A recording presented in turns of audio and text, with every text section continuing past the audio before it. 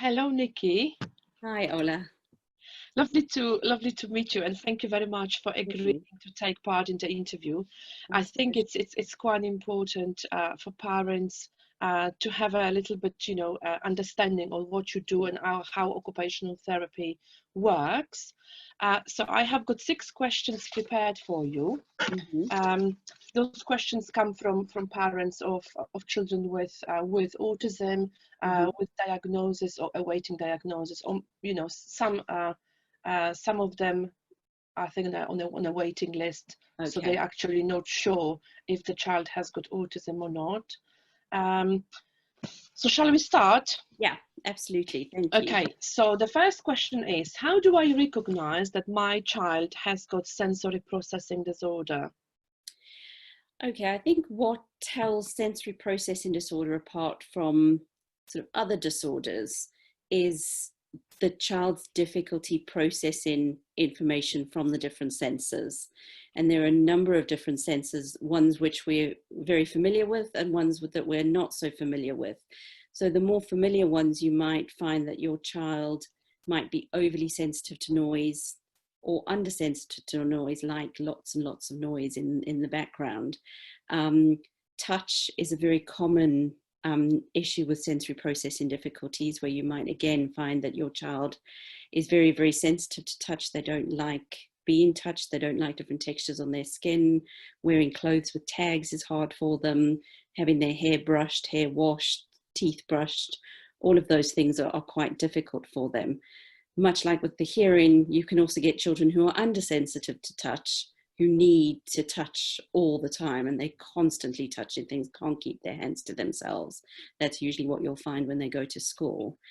Um, so those are the sort of common sensory things that we would see, but we also work with two movement sensors, where you might see that a child finds it very hard to sit still. They've got poor posture. They find it hard to keep themselves sort of sitting upright, and they keep sort of flopping, or they get up and down from their chair an awful lot, which obviously affects their attention both at home and in the classroom. Um, so it's really that sensory element that defines the sensory processing disorder. As it kind of compares to autistic spectrum, the way we often explain it to parents is that almost all children with an autistic spectrum disorder have sensory processing difficulties, Mhm. but not all children with sensory processing difficulties have autism. Um, so yeah, that's kind of how we see it. Okay, lovely. So I guess parents would have to look at how their child behaves, and that would be a sign that maybe something is not right. Yes, I mean, as OTs, we very much deal with function. And if you look at yourself, you've probably got sensory preferences. I know I've definitely got sensory preferences. I'm not particularly keen on textures, um, but I'm able to function day to day. If your child has some sensory preferences, but they're able to function well at home, they're doing well at school, then they probably don't need any extra support. But it's when they're really finding it very hard, when you're finding it hard to deal with their behavior at home, when they're struggling at school, both with learning and with attention and with behavior, that's when we would come in and provide some support. Okay, lovely. Thank you. That's quite Pleasure. useful. Okay. Uh, Number two, well, I think the question number two is very much so linked with the first question, which is how occupational therapy can help children with autism.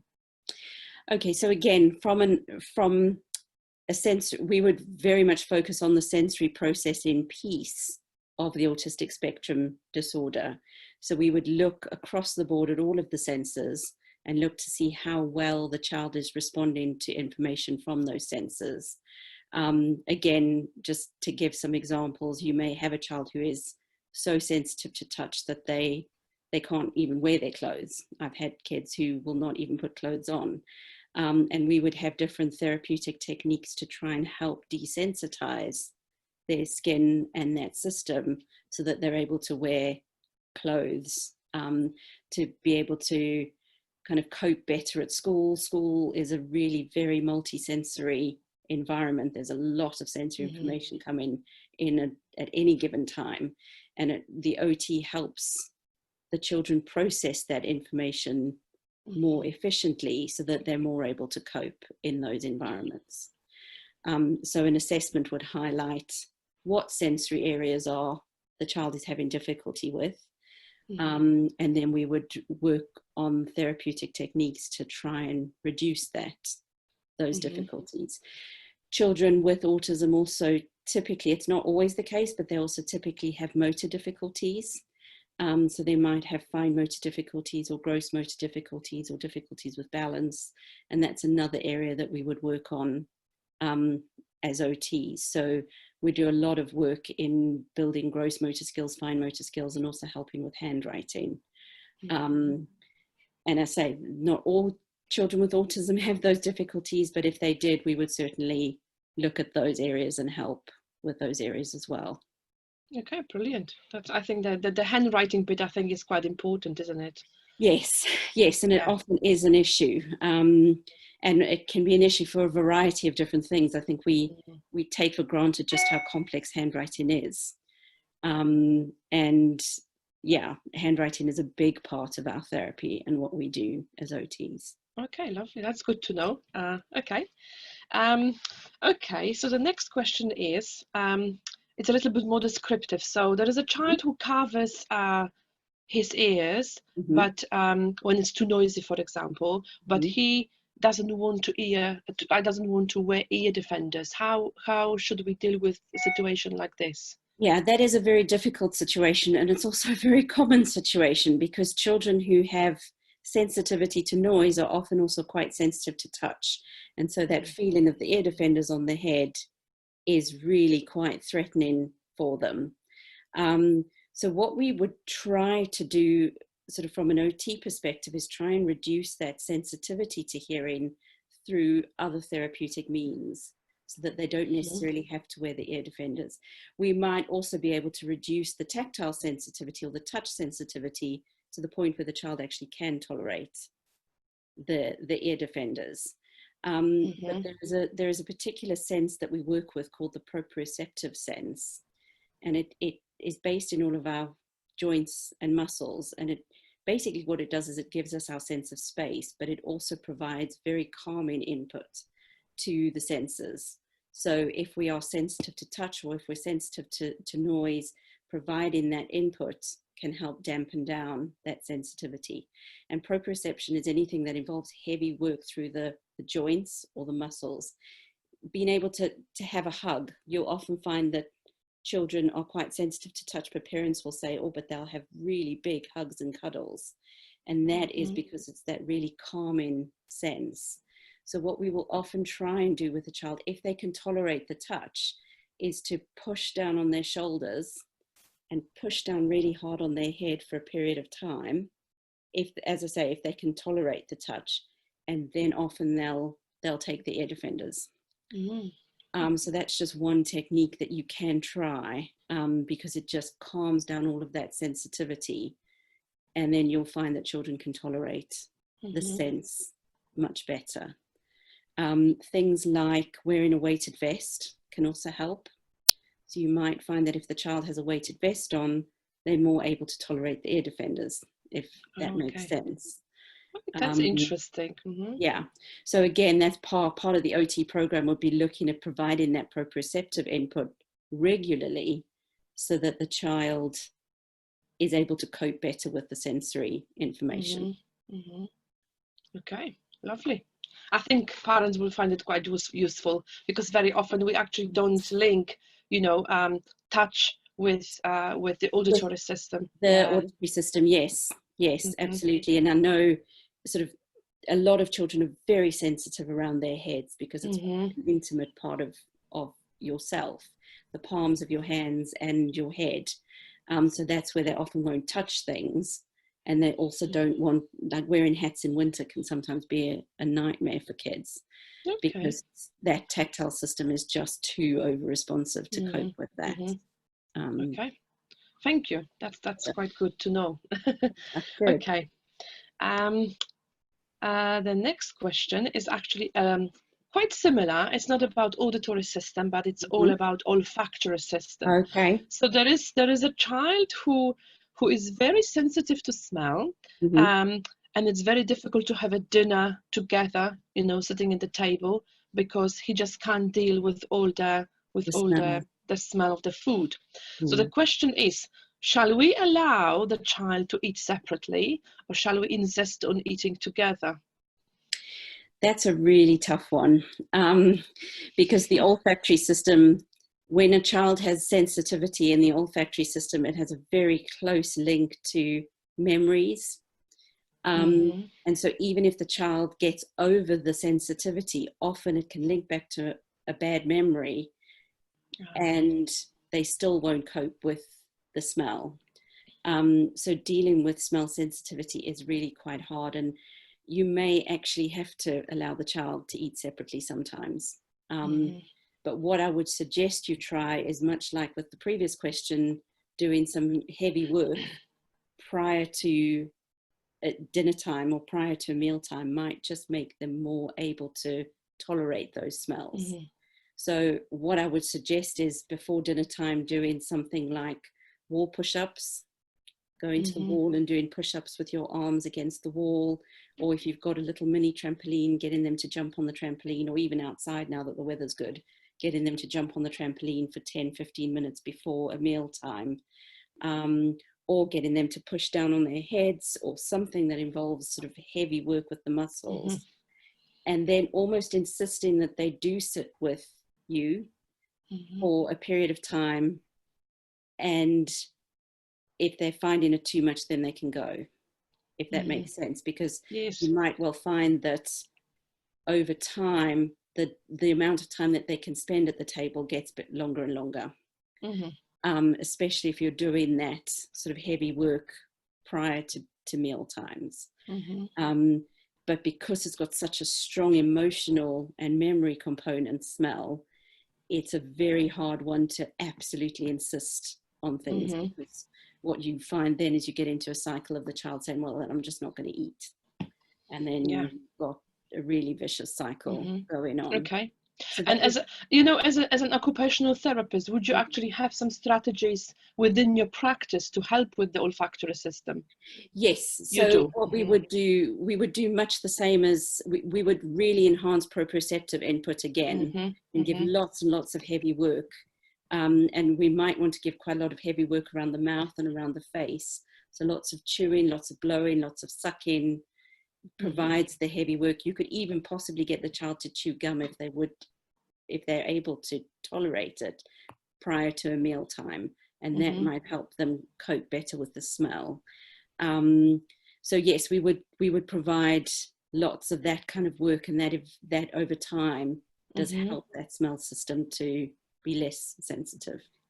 Oh, that's I find it very interesting actually myself, because you can actually see how all the senses work together, Absolutely, how it's yeah. all They how work it's all so linked. closely Yeah. together, and it all goes to the same part of the brain where it gets filtered. Mm, And so yeah.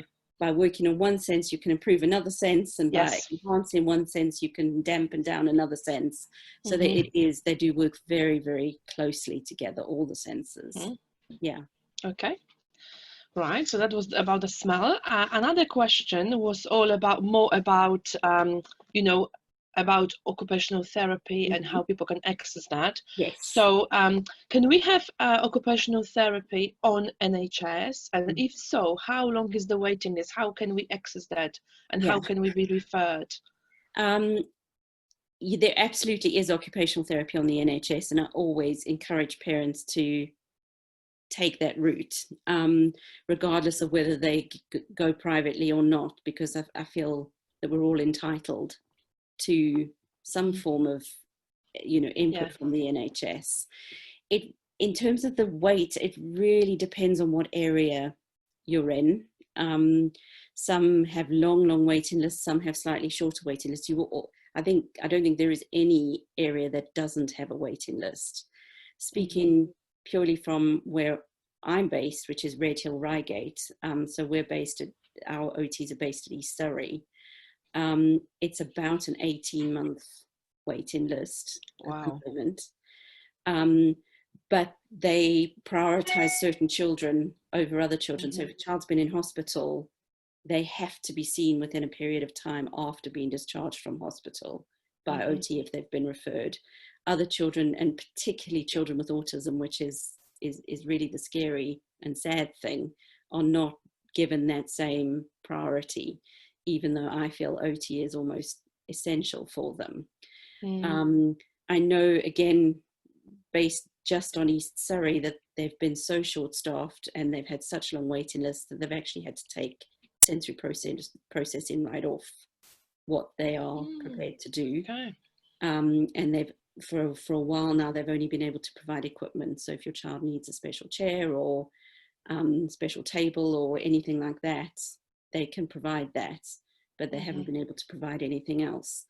I do, however, believe that they've just taken on a number of locums to try and help broaden the service. And they're also going through a huge review of the service, which is coming up shortly. And I believe that sensory is going to be brought back into that. But I'm not sure. We'll have to sort of wait and see.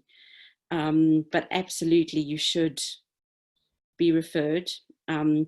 The best person to refer, if your child is under a pediatrician, that's the best person to refer to OT.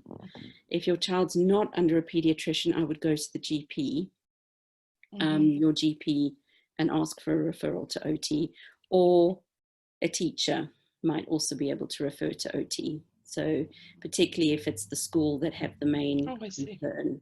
So your school should also be able to refer to OT. But it mainly goes through your pediatrician or your GP. And expect quite a long waiting list. Yeah, it's I'd say at least 6 months. Wow.